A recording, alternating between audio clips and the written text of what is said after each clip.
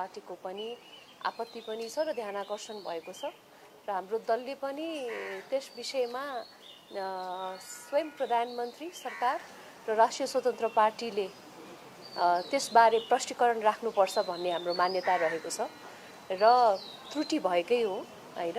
परराष्ट्र मन्त्रालयले प्रधानमन्त्रीज्यूले नेपालले भारतको सीमा मिचेको भनेर जुन पहिला उहाँले भन्नुभयो त्यो अभिव्यक्ति एउटा सार्वभौम संसदमा गएर प्रधानमन्त्रीले ज्यूले दिनु हुँदैन थियो। अब अर्को कुरा चाहिँ परराष्ट्र मन्त्रालयले पछि त्यसलाई सच्याउँदै प्रष्ट्याउँदै क्रस बोर्डर इन्क्रोचमेन्टको कुरा क्रस बोर्डर अक्युपेन्सीको कुरा गर्नुभएको हो भन्ने कुरा आयो।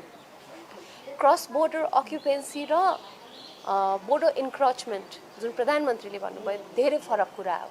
त्यसले गर्दाखेरि ती शब्दलाई उहाँले बोलेको स्टेटमेन्टलाई त्यति सामान्य रूपले लिन मिल्दैन र हामीले चाहिँ विशेष गरी प्रधानमन्त्रीज्यूले यो कुरालाई फेरि पनि संसदमा आएर नेपाली जनताबीच यस विषयमा आफ्नो प्रष्ट धारणा राख्नुपर्छ किनभने प्रमाणित हुने हिसाबमा नेपालले भारतको सीमा मिचेको छैन। 10 गजाका छेउछेउमा हुने क्रस बोर्डर अक्युपेन्सी भनेका ती फरक कुरा हुन्। त्यसैले राष्ट्र प्रजातन्त्र पार्टीले चाहिँ अहिले प्रतिपक्षको बैठकमा पनि यही कुरा राखेको छ र अब फर्दर हामी आफ्नो दलको बैठकमा गएर यस बारेमा थप धारणा राख्नेछौँ।